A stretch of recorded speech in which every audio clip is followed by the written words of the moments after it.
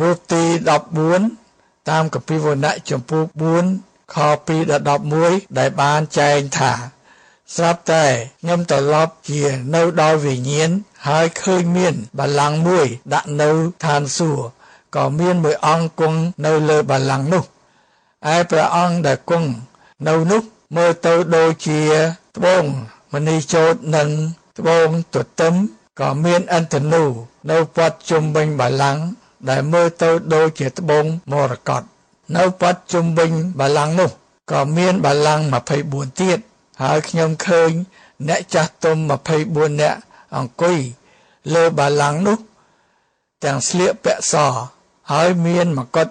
មាសនៅលើក្បាលមានភ្លេចបន្ទោសៀងសំឡេង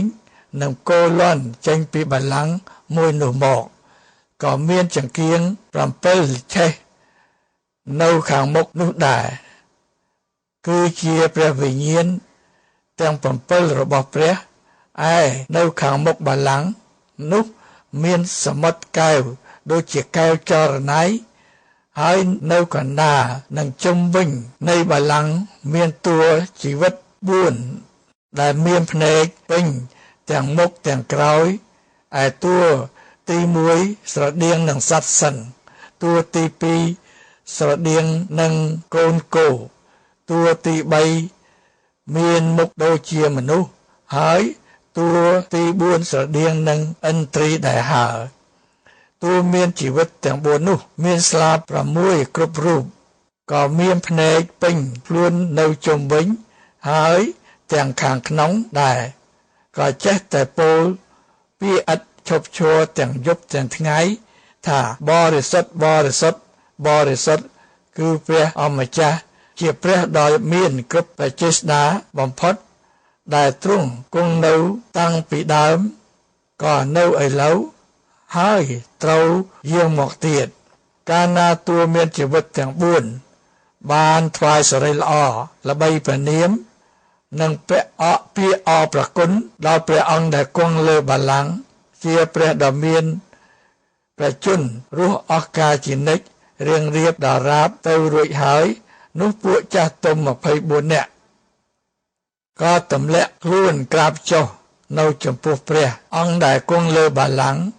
ទាំងថ្វាយបង្គំដល់ព្រះដ៏មានព្រះជន្មរស់អស់កលជានិច្ចរៀងរៀបដល់ទៅនោះហើយយកទៅដាក់មកុដខ្លួនថ្វាយនៅមុខបល្ល័ង្កដោយទូលថាអោព្រះអម្ចាស់ជាព្រះនៃយើងរាល់គ្នាអើយទ្រង់គួរទទួលសិរីល្អកិត្តិនាមនិងបច្ចេស្តាដើម្បីទ្រង់បានបង្កើតរបស់សពសារពើមកហើយដោយបំណងព្រះហត្ថីទ្រង់ហើយដែលរបស់ទាំងនោះបានកើតមកហើយមាននៅផងអរប្រគុណដល់ព្រះគ្រីស្ទជាព្រះអម្ចាស់នៃយើងបើយើងពិចារណាពិនិត្យមើលរូបភាពដែលនៅមុខយើងនេះគឺជារូបភាពដែលនៅឋានសួគ៌ដោយលោកយ៉ូហានក៏បានប្រាប់ថាគាត់ឃើញបល្ល័ង្កមួយហើយមានអង្គគង់នៅលើបល្ល័ង្កនោះប្រភពទ្រង់មនុស្សមិនអាចមើលឃើញហើយមានកាំរស្មីដូចជាថ្ងៃពេញអំណាចហើយមានឥន្ទនូព័ទ្ធពីលើនៅខាងមុខបល្ល័ង្កនោះមានចង្កៀងទាំង7កំពុងតែឆេះហើយនោះក៏មានតួមានជីវិតទាំង4តួមានជីវិតទី1ស្រដៀងនឹងសត្វសិង្ហតំណាងគម្ពីរម៉ាថាយដែលជាស្ដេចតួមានជីវិតទី2មានមុខដូចកូនគោនេះជាតំណាងគម្ពីរដំណឹងល្អម៉ាកុស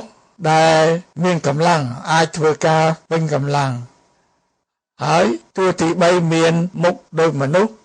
ដែលជាតំណាងគម្ពីរលូកាដែលលោកលូកាបានតែងអត្ថបទនោះដោយព្រះវិញ្ញាណបរិសុទ្ធដែលព្រះប្រទានមកតួទី4ជាសត្វឥន្ទ្រីដែលមានកម្លាំងអាចហើរឆ្លងទ្វីបបានជាតំណាងគម្ពីរយ៉ូហាននៅជុំវិញបល្ល័ង្កនោះទៀតមានបល្ល័ង្ក24ហើយឃើញមានចាស់ទុំ24នាក់ស្លៀកពាក់សហើយពាក់មកុដមាសអង្គុយជុំវិញនៅទីនោះរួចមកយើងឃើញថាតួមានជីវិតទាំង4ដែលមានភ្នែកទាំងមុខទាំងក្រោយហើយខាងក្នុងផងនោះចេះតែពោលពាក្យ ទាំងយប់ទាំងថ្ងៃថាបរិសុទ្ធបរិសុទ្ធបរិសុទ្ធដល់ព្រះអម្ចាស់ជាព្រះដ៏មានបច្ចុប្បន្នរស់នៅអកាសជានិច្ចមានបច្ចេស្តាបំផុតដែលទ្រង់គង់នៅតាំងពីដើមក៏នៅឥឡូវនេះហើយត្រូវយាងមកទៀតកាលពួកណាទួមានជីវិតទាំងនោះបានថ្វាយសិរីល្អល្បីព្រះនាមនិងពាក្យអរព្រគុណដល់ព្រះអង្គដែលគង់លើបល្ល័ង្កជាព្រះដ៏មានព្រះជន្មរស់អស់កលជានិច្ចរៀងរៀបដល់រាបតទៅរួចហើយនោះពួកចាស់ទុំទាំង24នាក់ក៏ទម្លាក់ខ្លួនក្រាបចុះនៅចំពោះព្រះអង្គដែលគង់លើបល្ល័ង្កទាំងថ្វាយបង្គំដល់ព្រះដ៏មានព្រះជន្មរស់អស់កលជានិច្ចរៀងរៀបតទៅនោះហើយក៏ដាក់មកុដខ្លួនថ្វាយនៅមុខបល្ល័ង្កដោយទូលថាអោព្រះអម្ចាស់ជាព្រះនៃយើងរាល់គ្នាអើយទ្រង់គួរទទួលសិរីល្អកិត្តិនាមនិងបច្ចេស្តាដើម្បីទ្រង់បានបង្កើតរបស់សពសារពើមកហើយគឺដោយបំណងប្រហតិទ្រង់ហើយដែលរបស់ទាំងនោះបានកើតមកហើយមាននៅផងអាមែនអរព្រគុណដល់ព្រះយេស៊ូវគ្រីស្ទជាម្ចាស់ជីវិតយើង